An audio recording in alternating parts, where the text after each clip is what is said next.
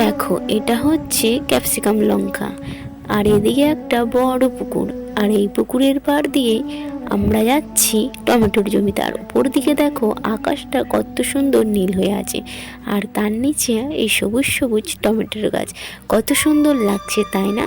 সত্যি কথা বলতে বন্ধুরা, আমার মন প্রচুর খারাপ হয়ে গেছিলো যখন এবারে বৃষ্টি হওয়ার কারণে আমাদের গাছগুলো সব নষ্ট হয়ে গেছিলো।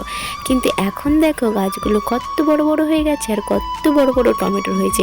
এই দিকে আমি তো খুব খুশি, তাই একটা টমেটো তুলেছি হাতে আর তোমাদের দেখাচ্ছি। আর খুশিতে আমি একটু নাচও করে নিচ্ছিলাম।